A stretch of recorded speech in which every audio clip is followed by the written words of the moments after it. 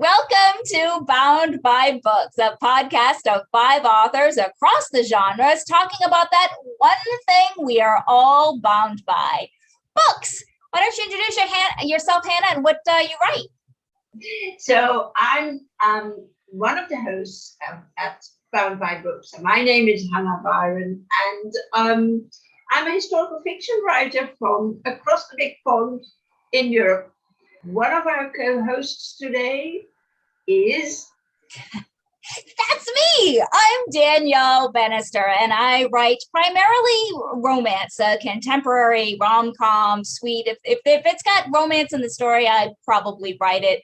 But I've also been known to write fantasy, paranormal, young adult, short stories. I'm all over the place. So what are we talking about today, Hannah? Okay, well, we are going to talk about what we both have at the core of our books, and that is character-driven stories based, about a female and a male protagonist, romance, and we would like to dive into the chemistry between these characters, how that comes to us, whether we start out with the chemistry or start out with the separate characters. And could you say a little bit about that? Probably I'm expressing myself too vaguely, but I hope you know what I mean. I think I do. I mean, I guess it's with almost everything writing wise, the answer is it depends, right? If I'm writing an Instalove sort of story, right? The chemistry between those two characters has to be there from the get-go, right? From the first time that they meet, we've got to sort of feel that insta burn. But if it's a slow burn, you can take your time and you can develop that chemistry as they grow. So, for instance, in my trilogy, the Twin Flames trilogy, that is an Instalove. They are literally twin flames. So they're the same half of. They're two halves of a whole, right? So while they don't know each other, they're complete strangers, their souls absolutely recognize each other. So from the get-go, physically, they have to be drawn to each other, even though they don't know who each other is. So from that first introduction, there has to be some sort of spark, some sort of pull, if you will. And then in a slow burn, it's one of those, it can be like a friends to lovers thing, like with the first 100 kisses, where they're friends first, and then they slowly start to develop something more than that. So it depends on the type of story that you write as to where your chemistry needs to start. Okay. But do you find that to be true for your stuff as well, or do you have it in mind already? So I'm just a little bit confused with the word insta. So basically, love at first sight. That's what I wanted to ask. That's probably a modern word for it. Or it could just be something that I came up with. Who knows? Yeah. But it does it mean that the characters, that these two characters actually meet in the first chapter, or have they met before? If it's the Insta, let's go for the Instalove first. Well, I mean, if it's Instalove, it could in theory be either. It could be two people that knew each other before in the past and they didn't have any relationship together. Maybe they were too young or they didn't have a connection, but then suddenly something changes, hormones, and then whoa, suddenly you've been working out, you're hot, and you're instantly attracted to them or whatever it is. I really think it depends on what your story dictates, what that chemistry needs to be when it starts, because it all depends. You could have an enemies to lover sort of thing where they completely hate each other, but by the end it's flaming off the page. So I think chemistry is dependent on what you need your story to achieve.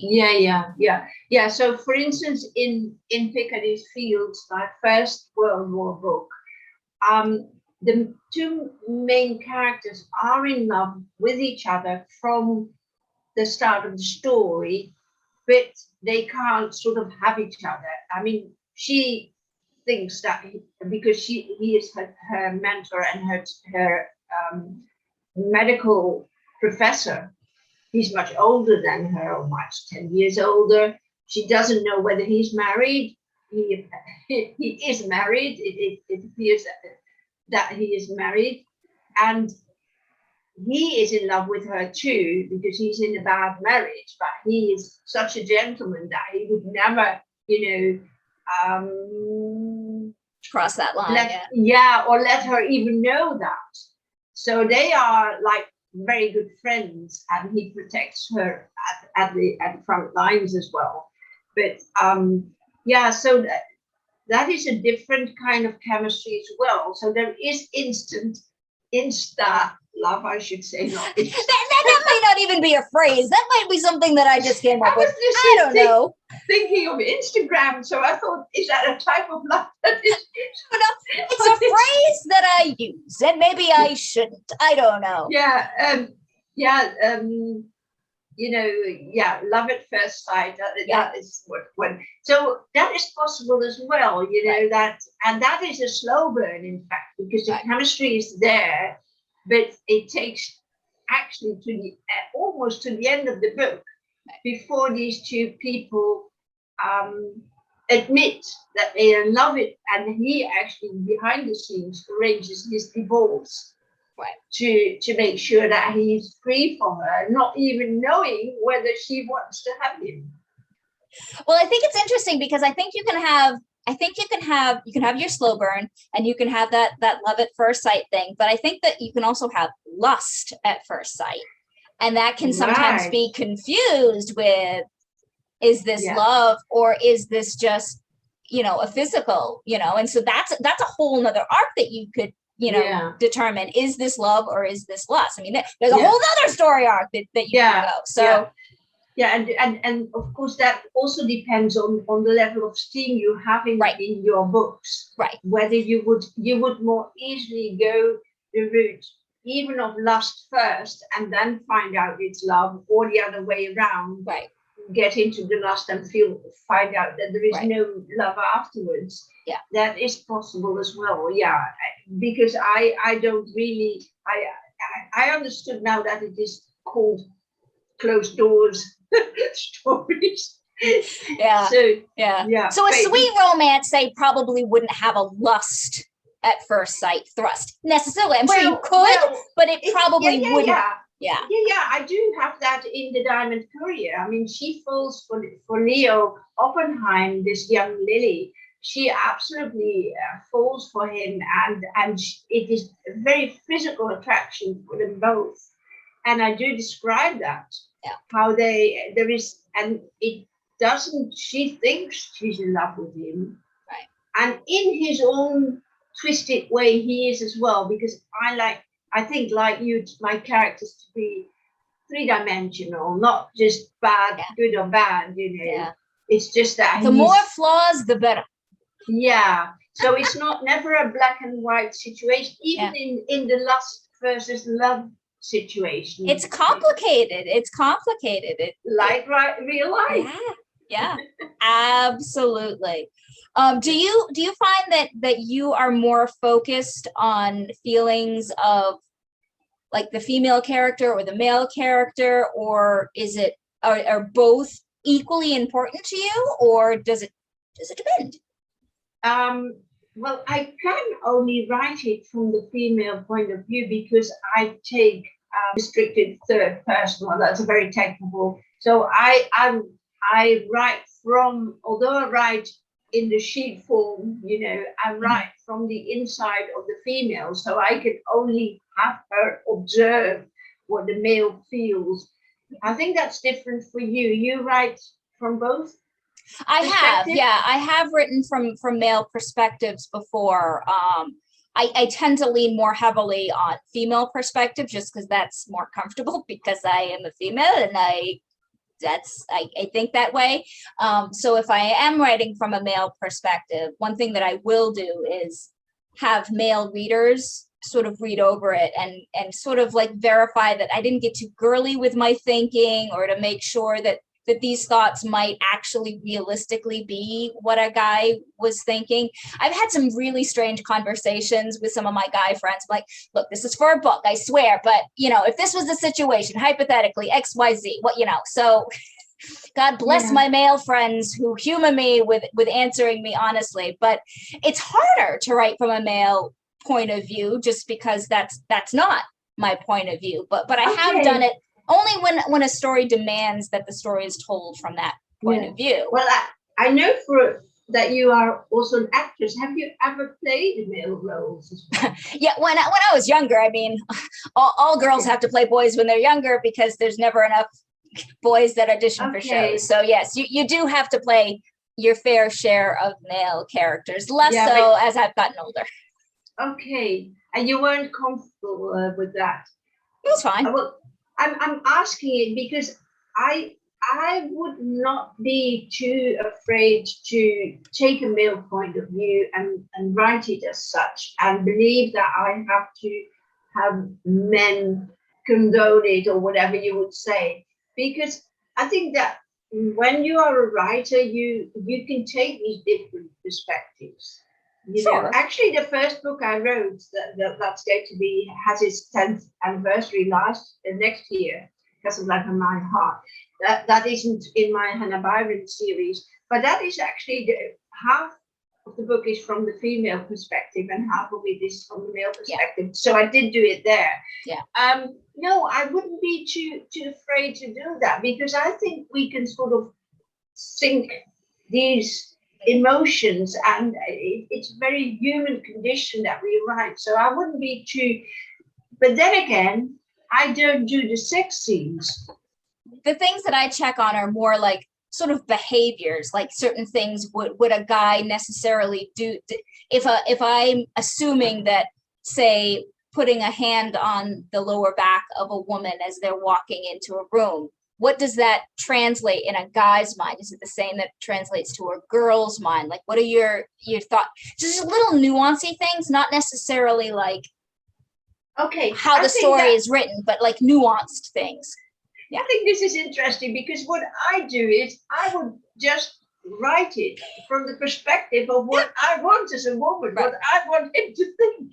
Right. Well, I mean, and ultimately at the end of the day, you're the one who decides that. So if the guy friend was like, yeah, we're not thinking that at all, I might ignore their suggestion and still do it.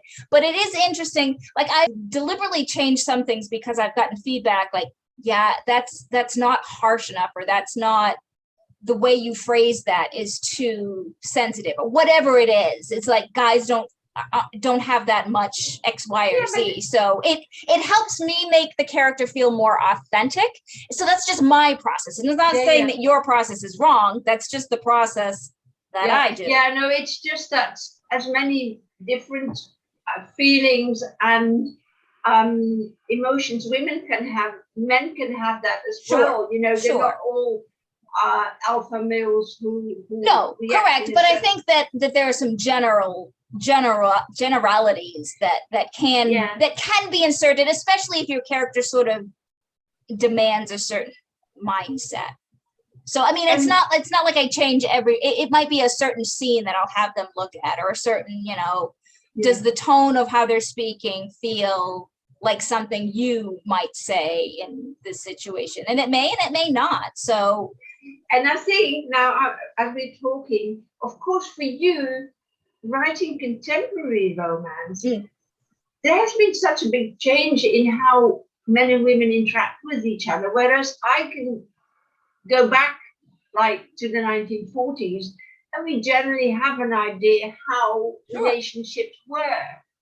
And how men behaved and how women behaved. There's patterns that you can follow. Sure. Yeah. So that's easier, I think, than nowadays. It's more complicated. And you have to satisfy even your female readers must recognize the man as well as being what they want them to be. I have a question for you, and it may not be an easy question for you, but I'm going to ask it anyway. I love difficult questions. we both write with some elements of romance in our stories. So the question is, of the books that you have written, what one do you think is your best love story, and why is it considered your best? Well, the thing is, I've only, after the rebrand last year, I've only brought out 3, and I'm working on the 4th. And I'm the kind of writer that thinks that develops with every book.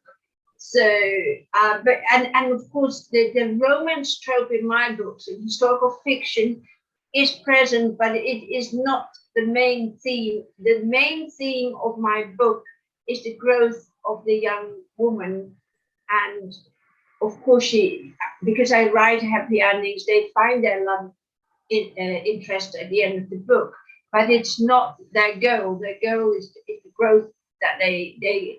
So let me see, because I like them. So far I like them, all 3 of them, and I also like the one I'm writing now, which is a very complicated one. It is the first story I write where the young woman, Esther Weiss, can't marry her fiancé because he actually dies in the camps, and she finds love ultimately with someone else. So that is the first time that I don't have a story where the love interest is the same from the beginning. I wouldn't know. Because I explained a little bit about in Piccady's Fields, where it's a slow burn, 2 doctors that eventually are able to find love.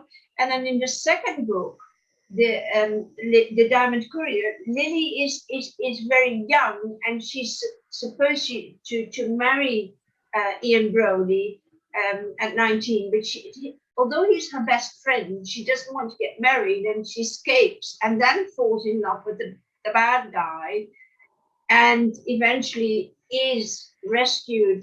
She ends up in a concentration camp in Belgium and is rescued by him.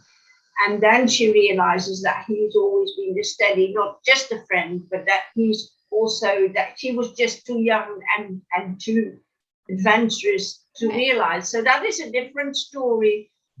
And the third one is the most intense story, because it's a young doctor, so actually the daughter of the couple in First World War book, and she has her friend arrested by the French, by the Gestapo, and gets involved in the resistance movement to try and find him.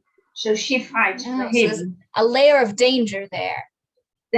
She actually goes very far to rescue him, and he can't. He is desperate to let her know he's still alive. He's taken another code name that she doesn't know. She knows his first code name, and he's hovering on because if he would let her know that he's alive, she's the target as well, because the Germans want to have him. So if she would know whether he's alive, and that is. But don't spoil the end for us. Okay, so that is, yeah. So you asked me to choose before we go to your love stories. Maybe from what I tell, what do you think is the most dynamic one? Well, I mean, yeah, from your description, I'm like the ones I like that there's that sense of danger and that sense of, so that one probably intrigues me the most, is that they're fighting for something, and they're, you know, that they're fighting for it. And it's hard to come by. So that one probably sounds the most dynamic to me. Yeah. For me, I like a little danger. Yeah. In my fiction, not in my real life. In my fiction is fine. Yeah. And what is it for you? What is it? Do you tend to have the same type of love relationships, or are they very different? No, I'm all over the place in terms of how my characters come together, and that's what I like. I like that they're all a little different. I suppose the only sort of thread that's the same in all of them is that there is a sort of brokenness about whoever our hero or heroine is, because those are the type of stories that I'm drawn to. I'm drawn to characters that feel like they are less than, and then through the arc of the story, it's that self-discovery, it's that lifting of themselves. I feel that that's an empowering message that I think more people need to hear, that you are not broken, that you are, capable of love and being loved, and lifting sort of that up. So that does tend to be a sort of overarching theme in most of my stories, but how the characters get there is different. In terms of what would be my favorite love story of the books that I've written, I guess I'm probably the proudest of my newest release that's coming out on September 7th, Girl on Fire. It is the most complex of my love stories because it's not a straight path. It is my most broken of characters. There is a lot of trauma, and there is a lot of resistance to feeling that they are capable of love. By far, of everyone else, they are the most broken. And so that one feels the most hopeful, the most earned, the most deserved, I guess, because of what they had to get through to get to the end. So to get to love. Yeah, so it's the most satisfying, I guess, in that sense. But I'm all over the place. Like I say, I can do instant chemistry, and I can do the slow burn. And how does that work because you also write paranormal or not?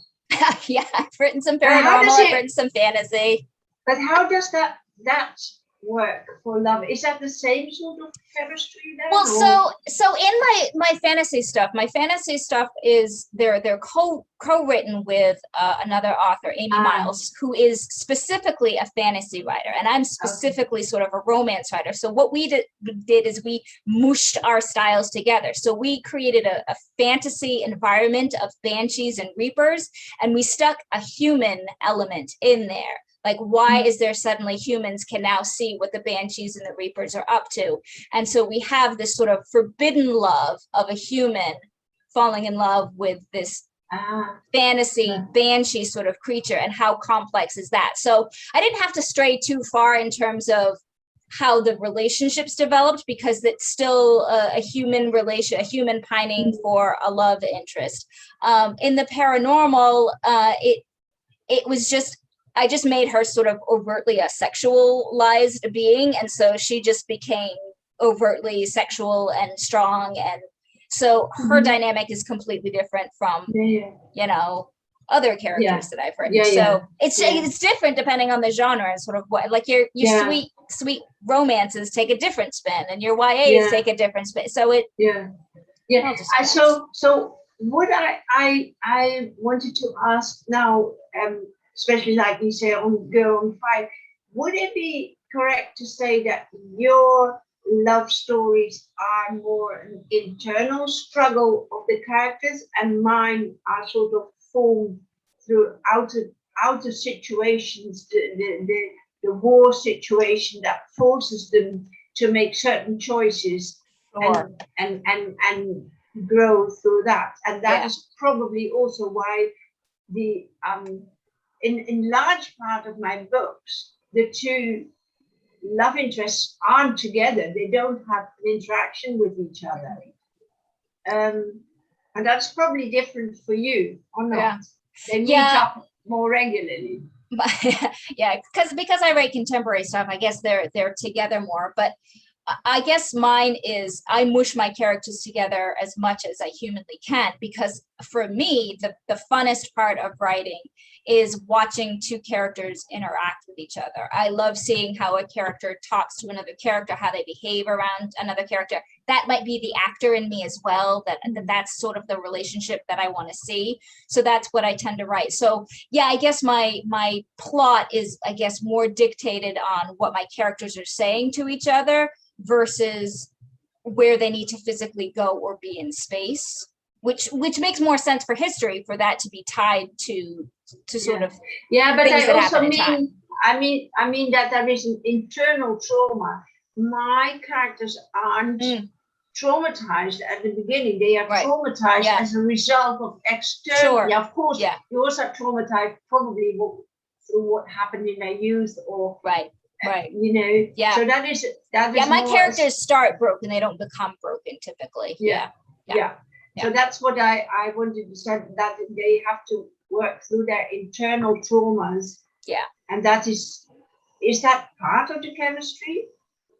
Yeah, I mean, it can be. I mean, you've got your internal monologue, as it were, of your main character, and you get an inside glimpse of what they're thinking and what they're feeling.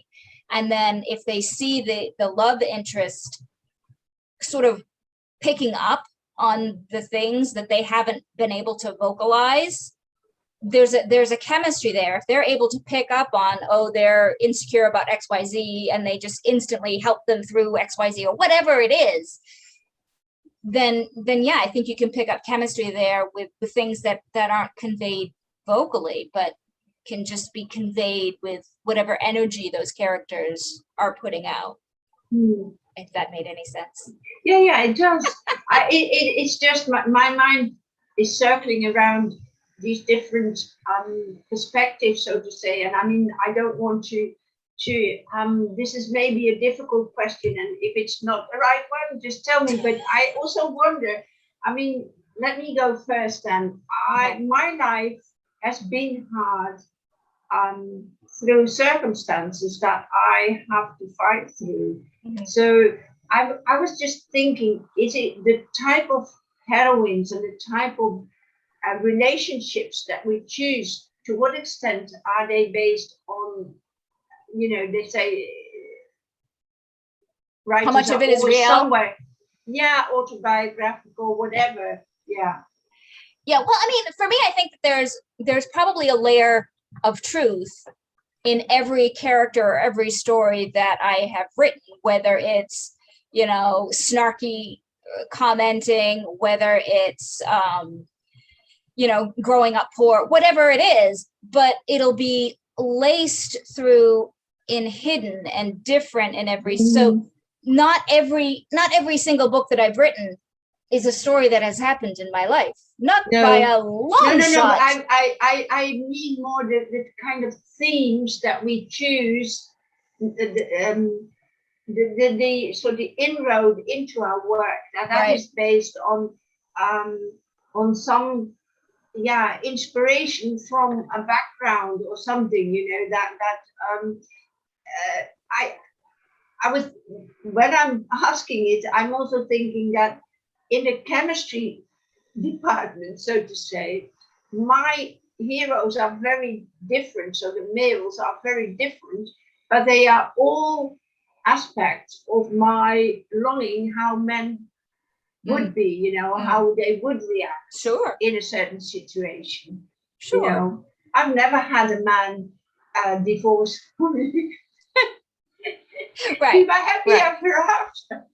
Right. So, well, sure. Yeah, we write fictional boyfriends and fictional characters that we wish existed in the real life, and we write them because they don't exist. And if they're going to exist, we're going to make them and have them happen on the page. Sure. I mean, yeah. And that's also from the females are also they have personalities that I would like to. I would like to go and sing some submarines, and kill some Nazis. right. Have more confidence or be like sassy or absolutely. Yeah. We I think we project some of that on there. Sure. Yeah. That's what's funny that you said that your fantasy women were so sort of sexualized. Yeah. That's not me at all. I am not that. But, you know, it was fun to let that play out. Be like, that's how. Because I don't think you would do that as easily with just a contemporary heroine. Because people would also, maybe that's just one of the reasons people like to write fantasy and read it, that you sort of have this. There's another layer of freedom, I suppose. Yeah. Another layer removed from reality. I mean, if you would write a person like that, it would, as a real person, it would probably be too carbon like right. It'd be unbelievable. It'd be, yeah. Bimbo like or something. Yeah. Yeah. Well, okay, here's another difficult question for you. And I don't, oh gosh, I ask you difficult questions. You don't have to answer this if you don't want to, but I think it would be fun. You and I are both single ladies. Yeah. In this, I think that is already seeped into this conversation. If it isn't blatantly obvious, we're both on the market. You're so gorgeous. But I live in the hillbillies of Maine. There are no single men here, so I'm a victim of circumstance where I'm at. So, but my question to you around sort of being single is, do you find it easy or hard to write sort of those types of chemistry sort of relationships that can you write that easily, or is it difficult because of single?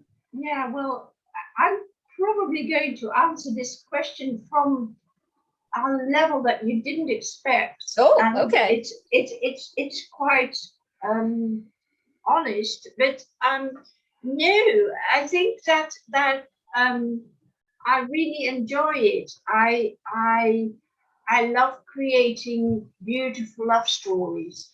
The reason I didn't write for a couple of years, and you know that, but the listeners don't know it, I lost my daughter in 2014. And it was after that period that I couldn't write any romance. And you would say, well, because it didn't feel like part of my life. I was probably just surviving. But so that's when I stopped writing as well. But I don't find that very difficult. Again, it is not the main focus of my books. So it is not that I set out a book thinking, I mean, your books, I suppose, as a romance writer, are, when you start plotting, you have to plot the hero and the heroine, and you have to have the story. Whereas my story is the journey of one woman through a war situation. So to answer your question and to keep it short, no, but there has been a period that there was no possibility for me to even get remotely romantic, but completely understandable. Sure. Yeah, I don't know. I suppose it is. It was just. I mean, that was also a period that I was not at all even considering dating or anything. Right. That was not on your radar. Sure. No. Yeah. So that is my answer. And what is it for you? Do you find it hard? Well, you would think that it would be, since there's really nothing to base, writing on, because you have no experience with romance. So how do you write romance if you're not being romanced? But it's not. I find it quite easy to think of things that I think are romantic. And, if I'm not getting it in real life, I might as write about the romance. And, if I ever do get in a relationship, I might not be able to write romance anymore. And I might have to start writing murder mysteries. I don't know.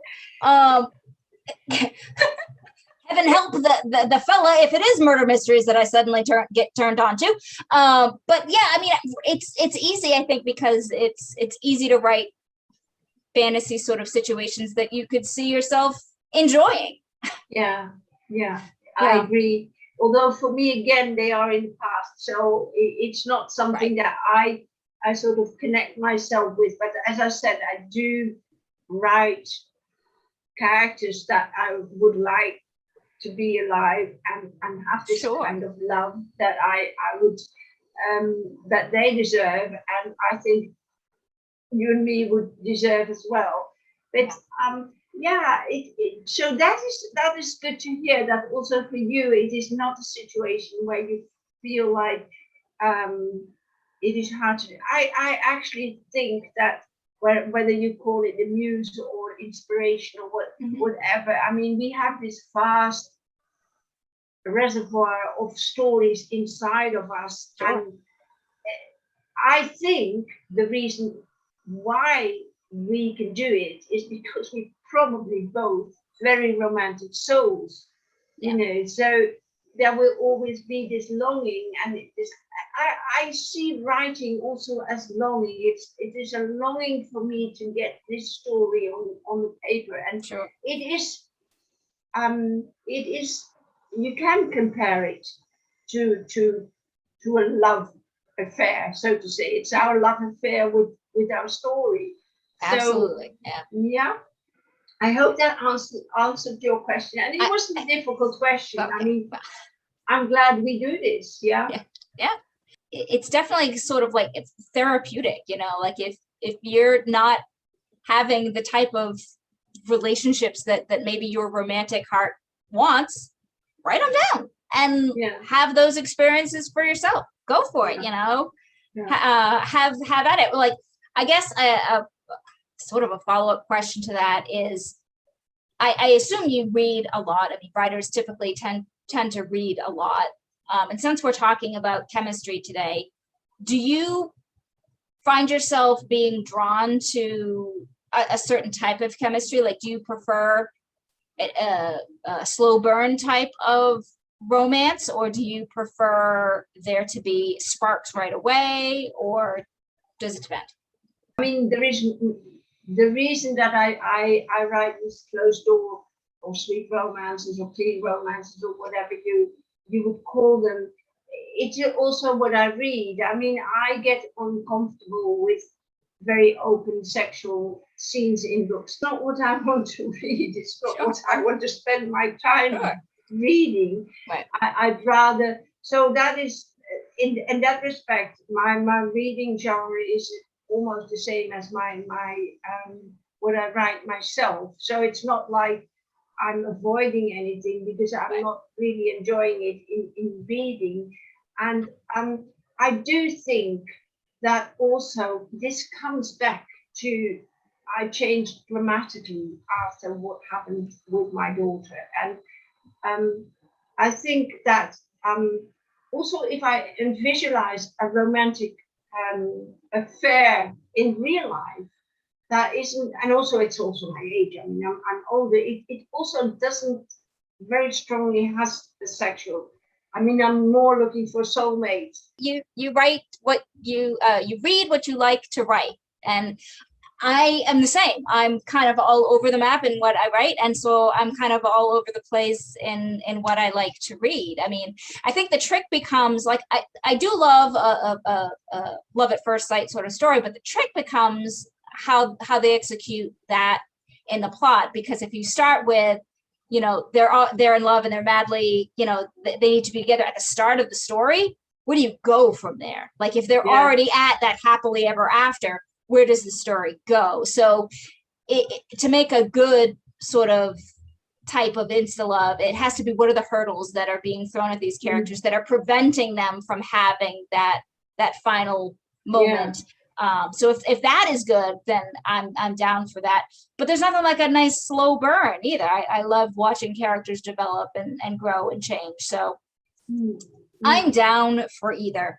It looks like we might have time for just one more question. So we'll Is it a difficult one? It's going to be impossibly hard for you to answer. How do you show chemistry when you're trying to keep that closed doorness? Like, you tend to write closed door stuff. How do you keep that chemistry heightened and be satisfying to the reader without showing them everything? What's important for you to establish that sort of chemistry? It's what they call fade to black, I think. So they do kiss, they do end up in bed, but then it's the next morning, you know. You sort of make it in a lovely